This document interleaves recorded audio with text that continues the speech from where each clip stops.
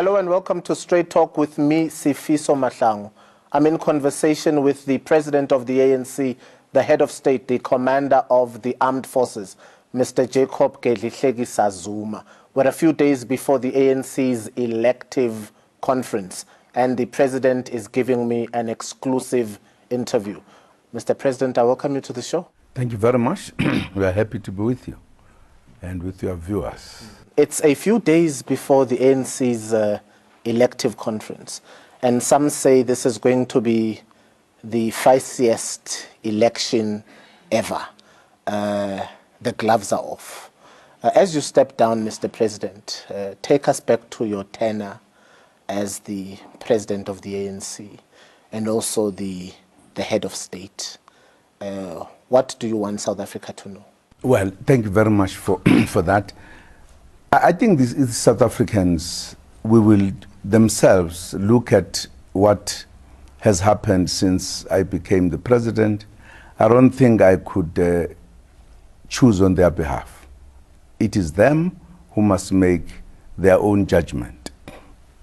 I think as a cadre, when the organization gave me this responsibility, I did everything I could within my power and capacity to help implement the policies of the ANC, to bring about a lot of things that I thought were needed to be brought.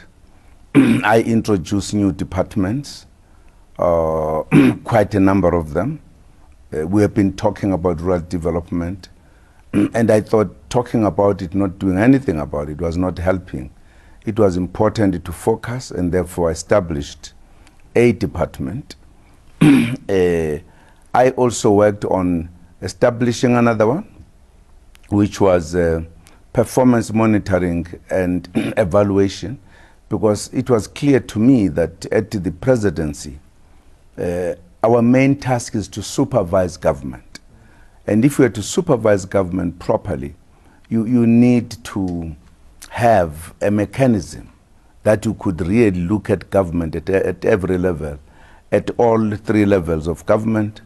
I also established others as well. I can't count all of them, I'm just mentioning these few. But I also implemented what had always been my view, that as a country we need a plan that is overarching of the country, and worked for the National Development Plan and succeeded to have it the manner in which we have, so that the country, whatever all of us, whatever we do, we know where we are going, what is our objectives. Those are some of the things that I have done, in a sense contributing from where others left. As you know, from President Mandela to President Mbeki, they had done work in establishing government. So I was contributing to that. In other words, bringing capacity and clarity on what we need to do. So there are a number of things that I can say I've tried to do. I made ministers to sign performance agreements. We report on a regular basis, on a quarterly basis, the outcomes that have been put in clusters of government, so that we know where we are lacking behind, where we are doing whatever. So it has been very specific things that I've done. In fact, there are quite many that I've done in terms of trying to say, how do we achieve our objective? As a cadre put into this responsibility, I thought it was important that I worked hard to find specific things that will be very visible, that this is what we need to do, and influence a particular direction. How do we go forward? So I'm very happy.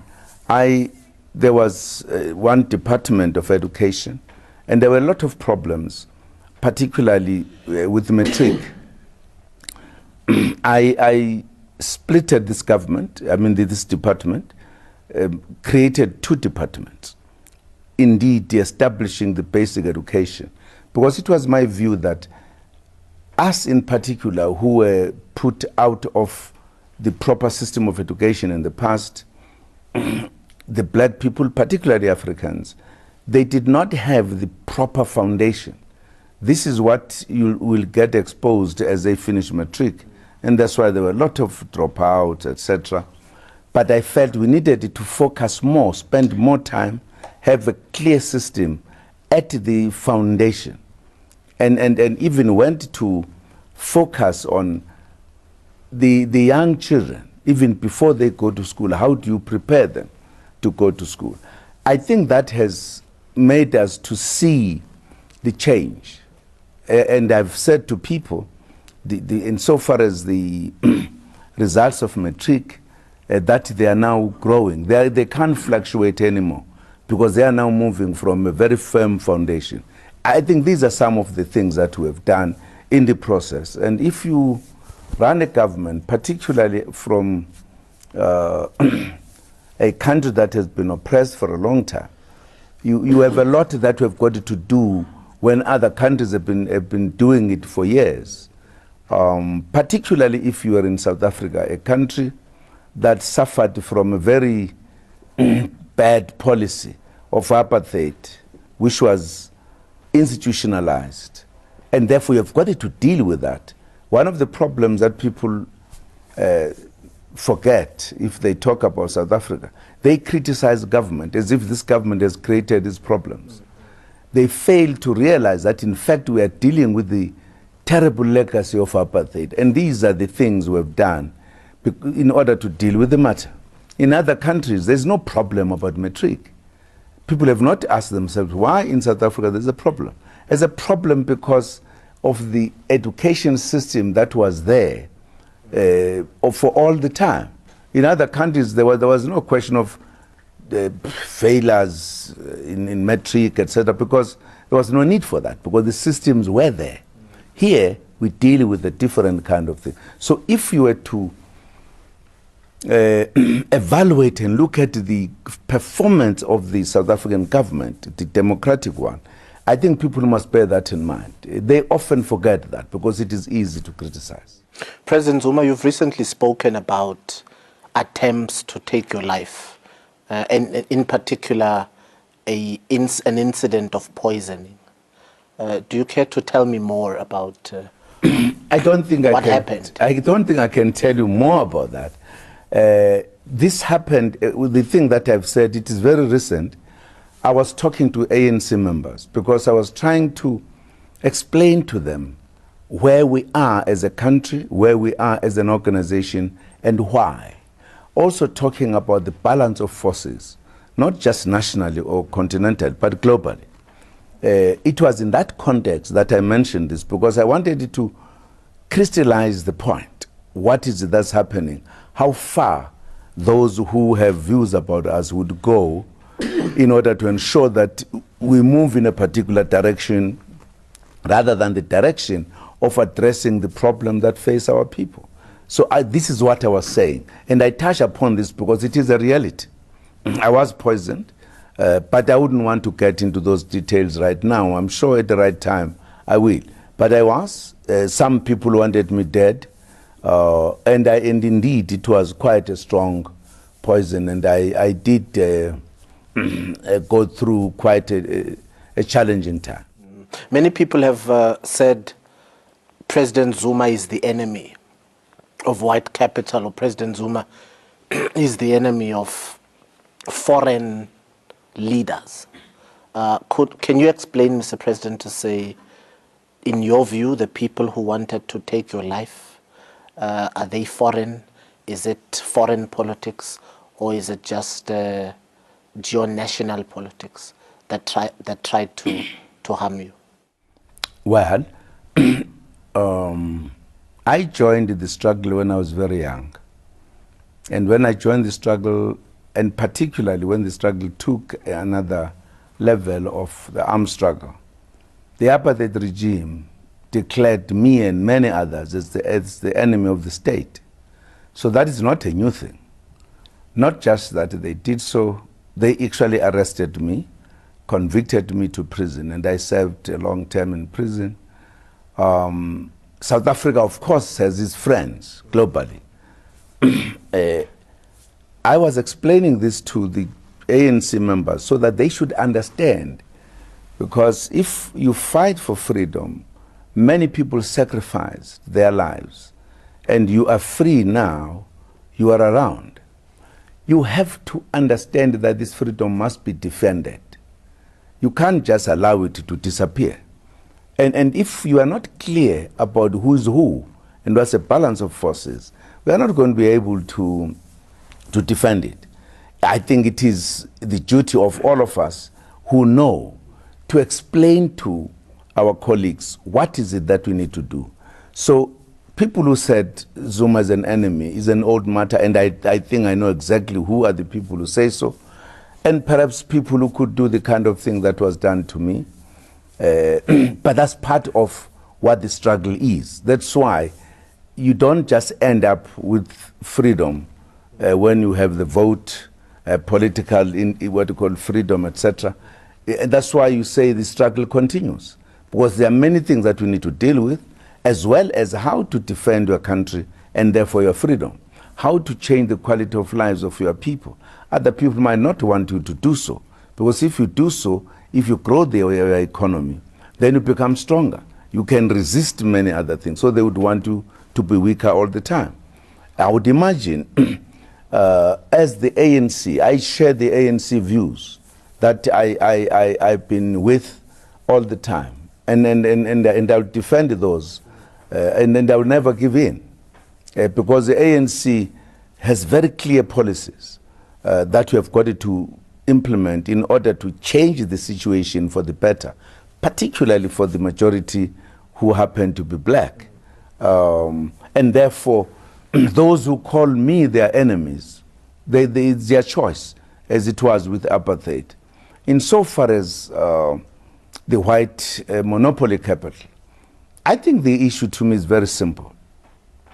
If you have a history of South Africa where the majority was deprived of everything, and this is what people don't like us to say, but it's a fact. It's not a manufactured story. We are not mad. We are telling the truth. And this is what, as a freedom fighter, we fought for. And we are not saying something we don't know. They took everything, the power, political power, which we now have, but economic power, the land, everything. When we say there is a monopoly, if you take, let us take the mines. People who dominate, companies who dominate in the mines, there are not many who really are benefiting. There are very few. Whether you go to gold or diamond or platinum or whatever, manganese or whatever, you will find the same companies in charge. Now, that means they are dominating. That means they are monopolizing economy. They are therefore the monopolies. And they are not black. The companies are not black. You have got companies today that are basically white. They start from the biggest commodities to the broom. Their names are written there. They are monopolizing every space of the economy. It's a fact. They are monopolies. I don't know why shouldn't they be called by what they practice. And I don't know why there's a debate, in fact. Because there is a monopoly capital, and in South Africa it is white. In all other countries they've got monopoly, it doesn't have color as such. But here, because of our history, it does have a color. It is white. If you look at the land, stretches of land, which was land that belonged to the majority, that was changed. It is minority that dominates. And that's why we are saying these are monopolies. And it's not an insult. It's just explaining the position of the economy. Who is owning bigger, who is poor. That's what it talks about. President Zuma, you cite very well that there are those who consider you an enemy. And many of those people are, in foreign countries. Some of them are perhaps even in the ANC, or some of them, use people in the ANC. Are you not concerned that your enemies or those who tried to poison you might attempt to infiltrate the elective conference or dictate a leader in December, the leader of the ANC? Well, I wouldn't want to dwell much on that issue, but it's safe to say, yes, there are some countries for their own global policies and interests that do look at some leaders in Africa as their enemy, and I'm one of those. And it is an accepted thing or a known thing that if they want to undermine a country, they use the citizens of those countries. In other words, they buy them, they recruit them, they use them to undertake their own. They would also want to choose the people they would want to lead the country, who might agree to their policies, or people that they might actually control. So that is a general thing in Africa. It's not like a secret.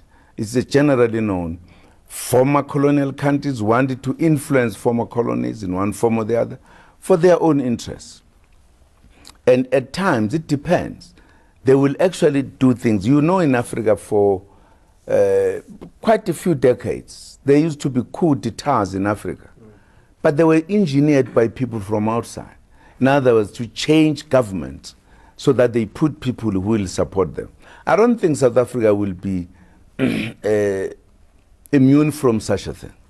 It's a reality, because they always, I'm not leaving aside what we know or what I know, just putting it as a general kind of practice that has in fact plagued Africa for a long time.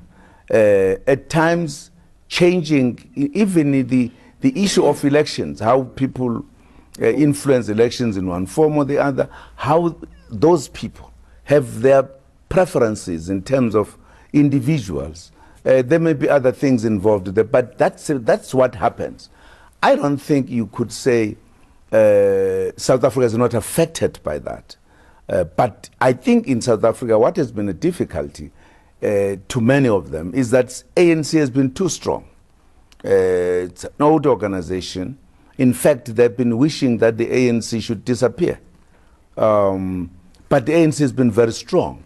I think they've been trying every method to weaken the ANC, to create disagreements, to create friction within the ANC, to influence factions, etc.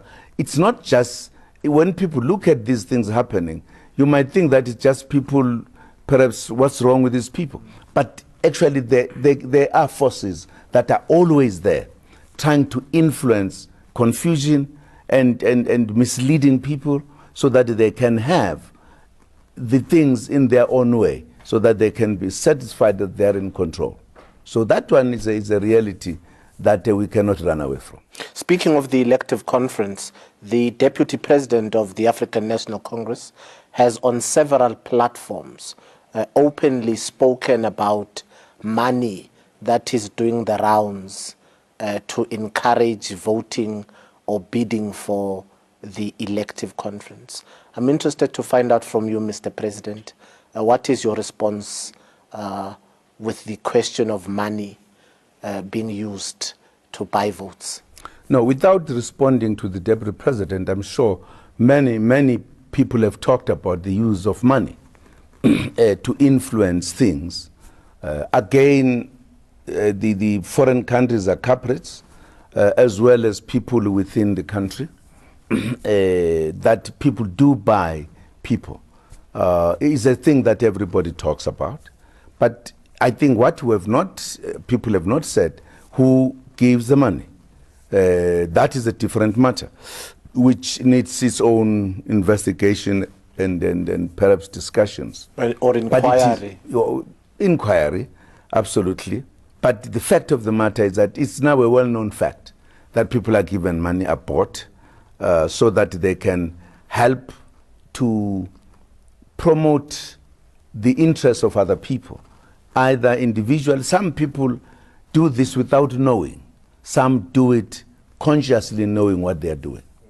For a man who's been a member of the ANC for over 50 years, what do you want to be remembered for, President Zuma? No, I can't again say I want to be remembered for this, no. I think people, if at all they wanted to remember me, they will remember me. There was this fellow who came from Kandla, in the rural areas, joined the struggle at a young age, went all out, ready to die, and with time developed in the ANC through the ranks, and finally reached the level of leadership. And when he was part of the leadership, there are quite a number of things that happened that he was involved in. People will remember, whatever. I can't choose for them. But I have put my effort wherever I thought it was necessary. When the government was established, I participated. I started in the provinces and came to the national. So I've been there. Wherever I've been, I've tried to do whatever I can, not because I want people to remember, because it is the duty to ensure that you change the quality of lives. If you were able to stop violence, that in itself changed the quality of lives of people, because you almost had internal refugees, people who died, people who were angry, how to turn that around. And then, of course, you come to government. We have got to deal with the economy, because the economy is very bad. The structure of the economy in South Africa is structured from the apartheid kind of laws.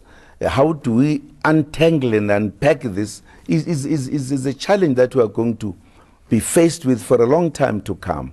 But we've been putting the effort on those things. I think people must look at what the ANC has done rather than individuals, because we all contribute in the policies of the ANC. There's nothing that we originate and do miracles. All leaders of the ANC, no matter how smart they have been, they were implementing the policies of the ANC. And they did everything for the ANC. And I think you'll recall that Tata Mandela used to say he will always be the ANC, almost to the fact that when his days end in this earth, when he get to heaven, first thing we look for will be the branch of the ANC. That tells you the ANC is the main thing. And at times you judge individuals of who they are, what capacity they have, by the manner in which their attitude is towards the ANC. So everything that we do it in the name of the ANC. And that is what it is. And I think people must look at what the ANC has done since independence, during the struggle, since independence. There could, of course, therefore be some individuals that were more outstanding, like President Tambo, President Mandela, which is fine. These were great leaders.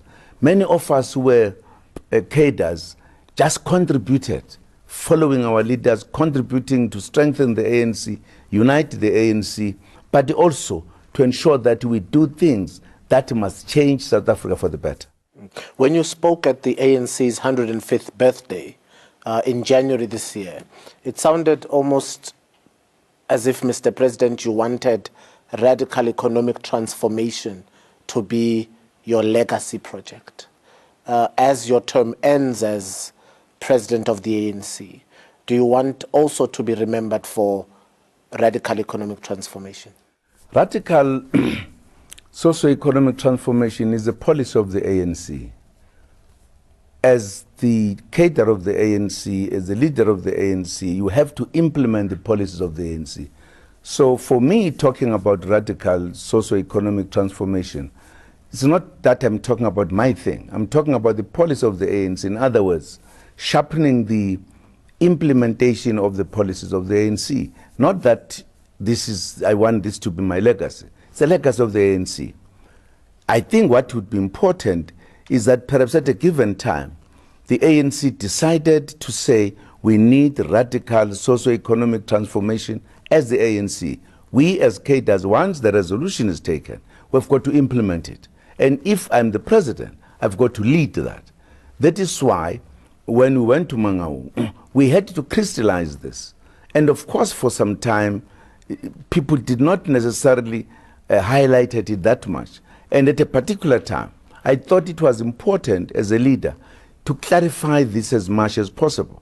That is why I even tried to define it so that people must know what is it that we are talking about. Because other people, when we're talking about radical economic transformation, that's what are they talking about? Others were saying, well, they're just talking about this to cover their corruption, etc. So we had to tell people so that everybody must be clear. But more importantly, members of the ANC must be clear. What is it that we are talking about? What is that we want to do? But the country as well must be clear that this is not a weird policy. It's a policy to correct the past. So it is absolutely crucial. And the ANC must follow this policy. Because if you don't, you are going to stay in poverty, in inequality for a long time. So for us to shorten the destination to this, let us deal with the economy of the country differently. Let's talk about state capture, Mr. President. There's a growing narrative in this country that you and the Gupta family have contributed to all of the corruption in this nation. But similarly, they also overlook the growing rand manipulation, collusion, white-collar crime that is perpetuated by big business in this country. And the Competition Commission releases report after report of white-collar crimes by big capital, and no one speaks about that. Why is it that the narrative of state capture, particularly concerning the man Jacob Zuma and the Gupta family, has won the headlines in this country? The state is made of three pillars. It is the executive, parliament, the legislature, and the judiciary. If you loosely put this term and say, as a state capture, you are actually saying the executive, the legislature, the judiciary, they are captured. It's a wrong meaning of what people are saying. But they do this for political reasons, so that you believe there's no parliament that is captured. There's no executive that is captured. Because even what they've tried to say are evidence of that. They are talking about few individuals that they can, but state capture. That's political propaganda. Instead of singling out those who are captured, I'm sure if you remember when the story about Nkandla started, Zuma has chowed so many millions. There were 3 investigations. They found nothing. Absolutely nothing. Finally, I think it was the public protector who said, well, because of certain items, Zuma and his family indirectly benefited. Not that Zuma stole money. But up to now, up to today, people think that Zuma, if you talk about corruption, is Nkandla. But there's nothing factual. It's just political. Then the public protector says, maybe he must pay something about this indirect benefiting. She doesn't say how much Zuma must pay. She then says 2 ministers, the police and finance, will have to determine. And I wait for the determination. I wait for a long time. But I'm being punished that I did not pay. I was now being funny to my oath. But how much was I going to pay? Because I was waiting for the determination. At a given time, a minister of police made his own determination. There was no, he can't pay because it was that department that said these items must be made. So he made a determination. And of course, I'm just telling you, you try to say, what is it that Zuma has done? It has gone to court, but of course the judgment comes and create an impression that this Zuma has done so much. I'm just saying, there are many things. When I established the Commission of Inquiry, one of the things they will have to clarify, what is a state capture? I'm sure I will be very keen to know. Is that phrase correct? Because if at all some people they capture you or me, they must say so. They can't just make it sound so important, so big, the state capture. We know what a state is if you define it. Nobody has said there are judges, there is a whole parliament is captured. There's nothing, but nobody asked that question. And I'm sure the Judicial Commission of Inquiry is one of the issues they will have to clarify. To say, in fact, it was all a fake, political, just painting black a particular family and a particular few individuals. We all repeat it, in fact, as a state capture report. But the state is not captured. Because if you capture state, capture the judiciary, the legislature, and the executive. Now, I'm just telling you that you have kind of stories that at times, as they were repeated and repeated, they look like they're true. Why? I'm sure one day we'll know. And I am going to establish the Judicial Commission of Inquiry. And it's going to investigate this. That's why even the clarification about state capture, what does it mean, will be very important, because somebody must say, how has the state been captured? But it's not going to end there. We are dealing with the corruption in general. And that Judicial Commission of Inquiry is going to investigate corruption, because there's a lot of corruption. For an example, there are companies that almost have the kind of agreements that they have, which they are called evergreen, whilst other people can't enter that area because it's no longer the law. It's just a practice that there are people who are dominating, who are monopolizing, and therefore, no, you can't get in. Why should we do that? But there are many things that have happened. But why then, Mr. President, do you think the state of capture report came and was what it was? As inconclusive as you say it was, why did Ms. Madonsela release that state of capture report as it was? Well, I can't answer because I'm sure she knows better why that was done. Just paint people's names and leave because, I mean, many people were still waiting to be interviewed so that they can clarify their positions. There was I think there was a political reason that this report was supposed to be used to deal with a number of other people. I think so. Can it be said, Mr. President, that the former public protector had taken over a political role and the state of capture report was then someone's political arm or political weapon towards you and other members of the ANC? No, I wouldn't want to make that assumption. I think the Judicial Commission of Inquiry will clarify all of that. I wouldn't want to make allegations that because this is what I think or whatever. I think we need to deal with, because those kind of questions, and I'm sure if the Commission of Inquiry is doing the real investigations, I'm sure they should be able to say why was this particular investigation done in this way. I'm sure people like the public protector could help to clarify the issues at that very time.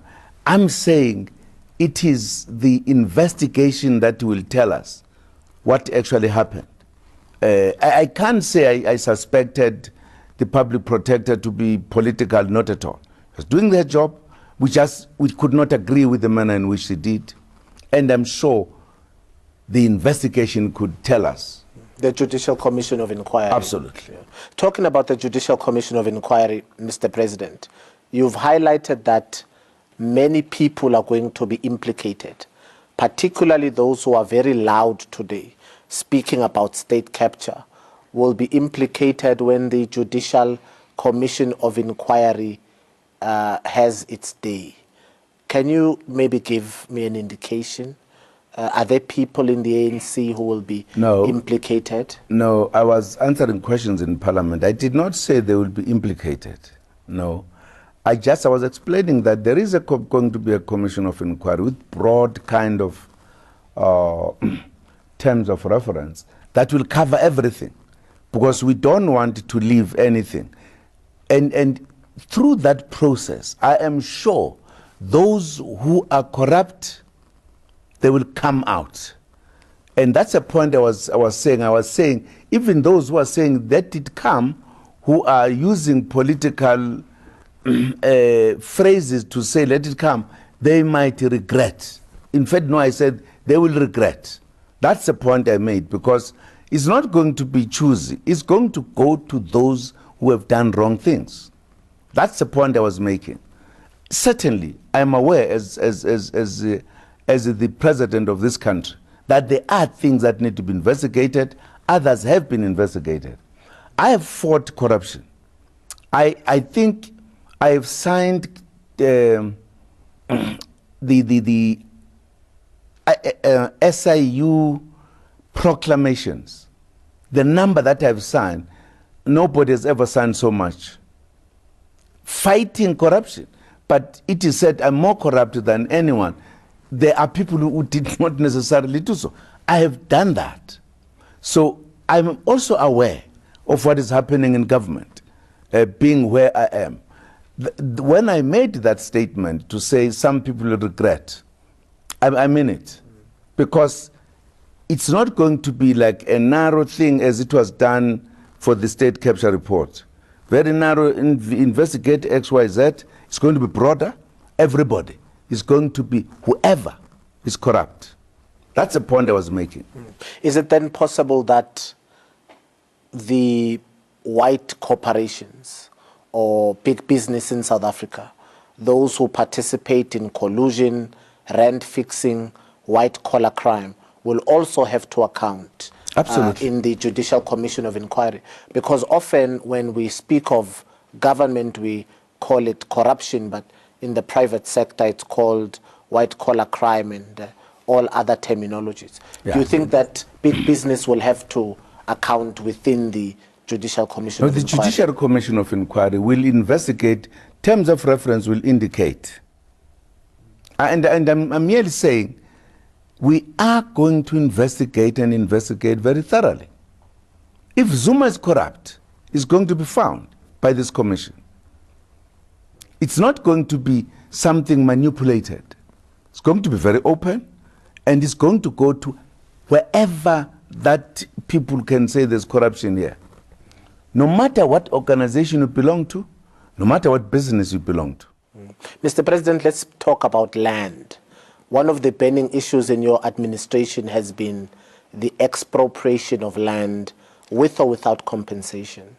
And that the term of reference for that is Section 25 of the Constitution. Now, in Parliament, you had given the right to accept a percentage from other political parties, particularly the EFF, in order to change the Constitution or amend the Constitution to change Section 25 in order to expropriate land without compensation. That was turned down by the ANC MPs. However, South Africans still want land. How do you respond to that, Mr. President?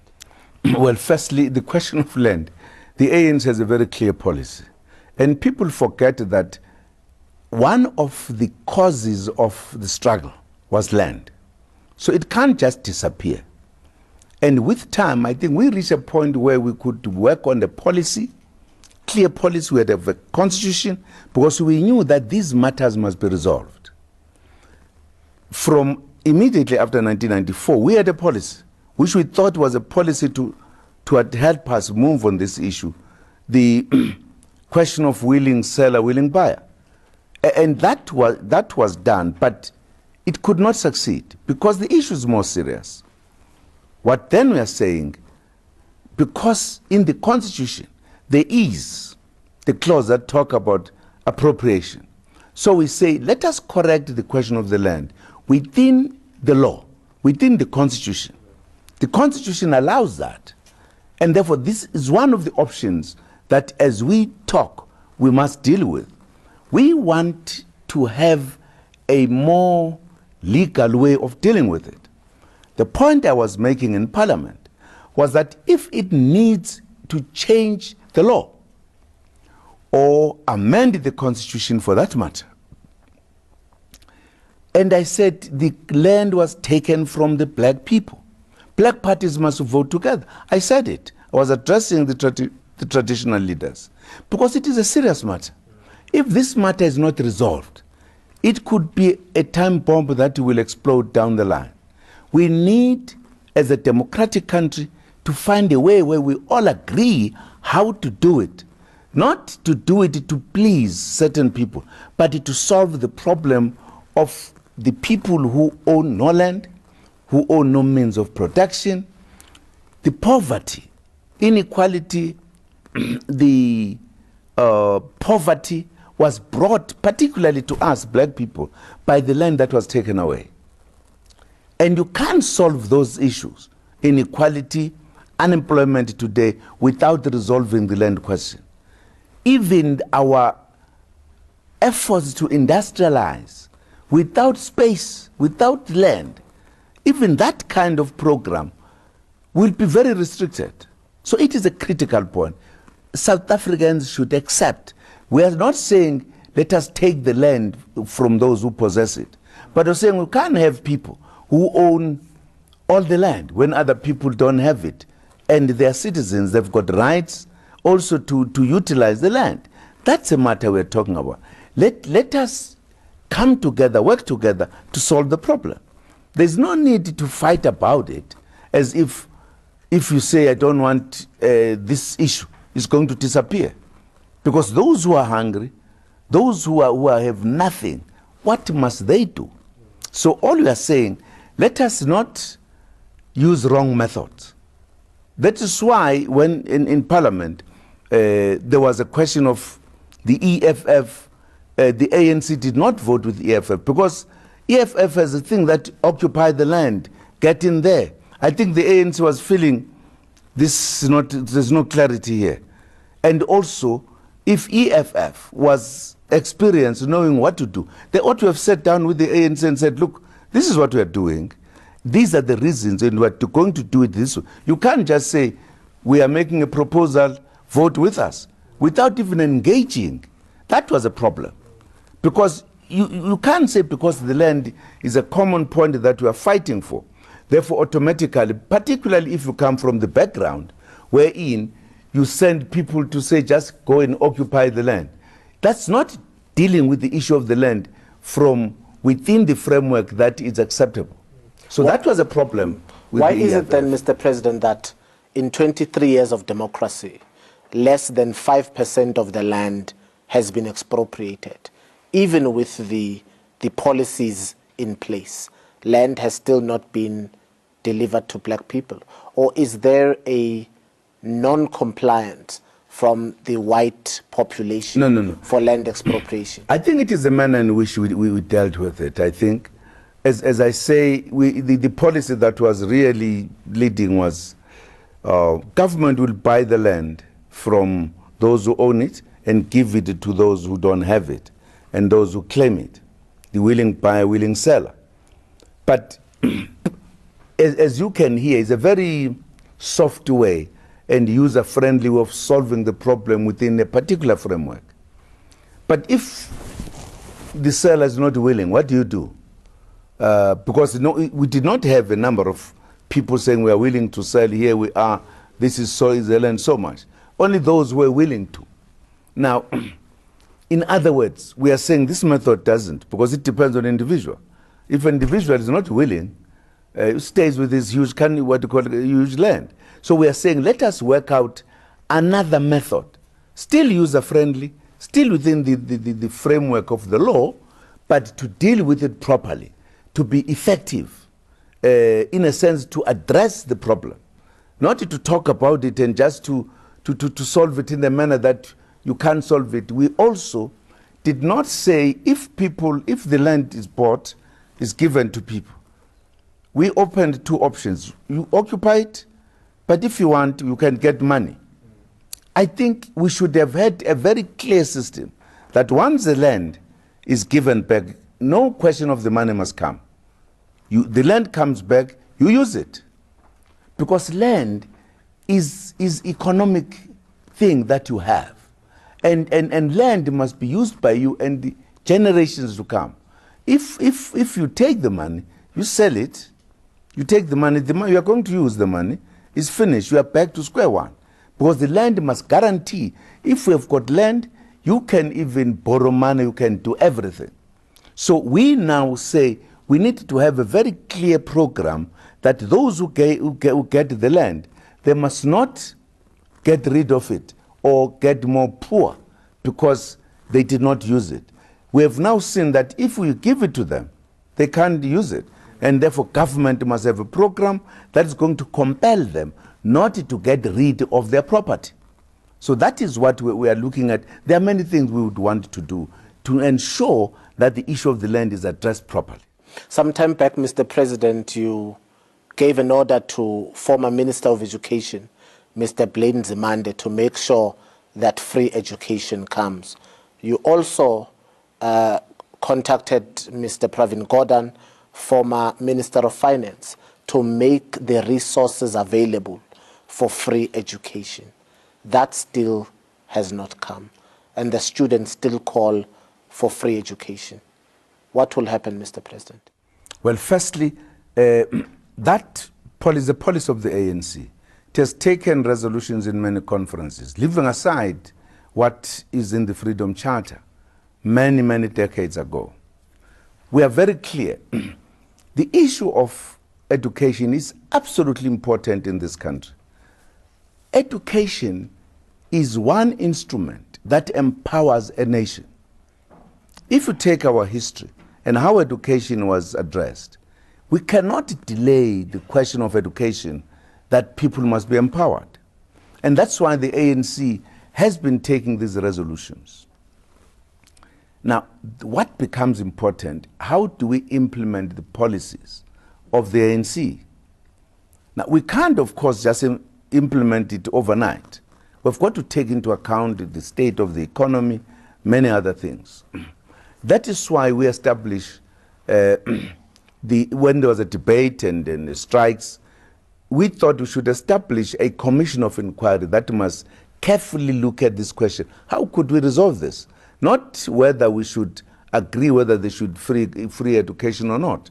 That is a policy. How do we implement it? Part of the elements to implement it is to have money. And this is what has happened. The commission has given a report and it has made the recommendations. But those recommendations has made us to look at them carefully so that we are able to do what we will achieve, what we want to achieve. And at the moment, we are considering that as government and the other stakeholders so that we can address that issue. And not long, we will be saying what is our final point on the recommendations that the Commission has made. Mr. President, can I draw your attention to a discussion on the alliance, COSATU and the Communist Party? There is a threat out there that if the leader selected by COSATU and the SACP does not win in December, then there will be consideration of another coalition, which means there might be another party or a split from the ANC. How do you respond to that? Is it a threat to the ANC? Are we seeing a new party develop perhaps drawing in disgruntled members of the current ANC? Don't you consider that a threat, Mr. President? Well, I wouldn't know how much serious that assertion is that is being made. I think ANC people in the alliance have a deeper understanding about where the country must go. But with an experience of what happened in Polokwane, wherein there was never a thought that a new organization could emerge, and we ended up with COPE. You can't therefore say, no, that is just a pipe dream. Although I don't think it is that easy, because that experience itself must have taught people, if they're politically clear, that it is not just easy that you wish to form a party, you form a party and you succeed. Because those who formed COPE, at the beginning COPE looked like it was an organization that is going to be very serious, but I think it has shrunk almost to few individuals today. If you want to take that route, to go through that experience is one thing. But of course people might be, with the support of some forces, they might want to do so. There are forces who are not necessarily wanting any split because they think some better policy will emerge. ANC has superior policies. But there are forces who actually wanted to see the ANC and the alliance weakened. And to weaken that, because it has been very strong, you must utilize people from within. Because it will be very sad that people who are part of the organization, because they reach a point where their candidate does not win, something which is a routine in democracy, because there are elections all the time, you then want to leave the organization. It's funny. It says a lot about you as an individual. What is it that you are looking for? However, I don't think that is going to happen. I think we've just met recently the alliance through the political council, where we're discussing some of the challenges among ourselves. And we have agreed to discuss, and without getting into the details, what we discussed is that unity between the alliance is absolutely important, given our destination, our objectives, given also the understanding of our opponents and enemies, that we need to work together. That has been said in a very recent kind of situation. We are therefore united in terms of we need to reorganize, unite, so that we can be able to move forward together. That's what we have said. I don't think the talk, although I haven't heard it to that extent, the talk about the candidate of either COSATU or the party, I think what they've said, they will support a particular candidate. That's their view. For their own reasons, they have a right to do so. And they are expressing that as alliance partners. It's not a normal thing. This is not normally, but it tells you the march of times. But I think once the ANC takes a decision, what is our culture? Once one leader is elected, we all fall behind the leader so that we make the leader to succeed. Next time it would be another one, next time it could be another one. It's a strange thing that if your candidate is defeated, then you wanted to form another organization. Very strange political thinking. Mr. President, the Deputy President of the African National Congress released his slate last week. Now, in the year of unity and in the year of Oliver Tambo, where the common message is do not endorse factions, the slate is out there.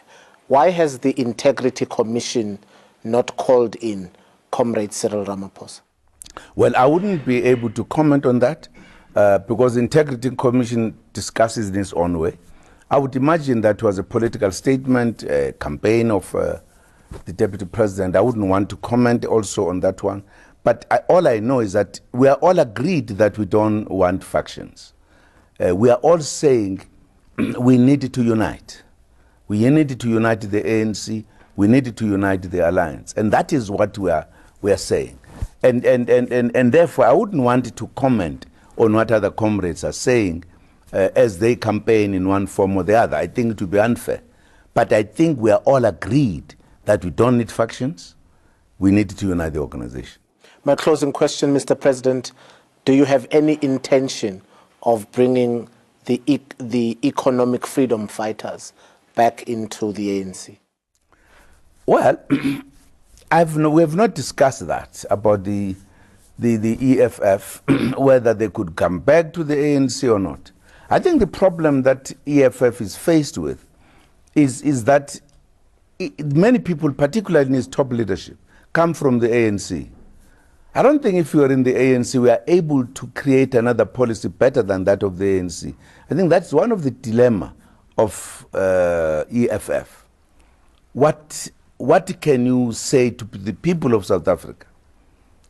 We are better than the ANC. Please put us in government. People are not blind. They are not going to vote you because you are able to raise your voice more than any other people. They want to hear the content. And I think that's a difficulty that EFF is faced with. With time, because I don't think, because the EFF was created because its leader in particular and others move away from the ANC because of certain things. Not that they disagreed with the policies of the ANC. That possibility, I'm sure, at some point, political life is political life. It's not something I want to predict about. But I'm just saying, I'm sure at some point, people might come to their senses to say, is this helping the country really to be shouting one another every day instead of working together to change South Africa? Maybe, who knows? But I don't want to predict or make assumptions about it. But politics are politics. Who knew that Julius Malema, who was saying his blood, ANC is like his DNA, namhlanje, or today he I will do something kill for else. Jacob Zuma. You know? So I'm just saying these particular characters like those who can move in directions that we have never expected. So anything is possible.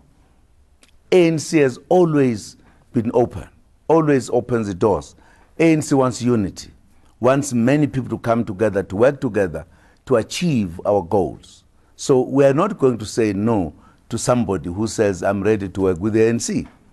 But I can't predict the specifics on this one. Mr. President, thank you very much for this exclusive interview. What will you be doing post-December? Well, I will still be the president of the country, the state president, and I will still be working in government, therefore leading government. But of course, I will still be active in the ANC at the lower level, at the branch level. So I will still be active. The only thing I wouldn't be will be the president of the ANC. I will be the president only of the state. A councillor of Nkandla, maybe? Maybe, who knows? Because I've championed the fact that it does not mean if you were once a president, you can't be a councillor. Yes. Thank you very much, Mr. President. Thank you. And that was President Jacob Zuma, the president of the ANC. I am Sifiso Mahlangu, and this is Straight Talk in ANN7's exclusive interview with the president. Channel 405 on DSTV. We are called ANN7. Thank you for watching. It's a goodbye from me.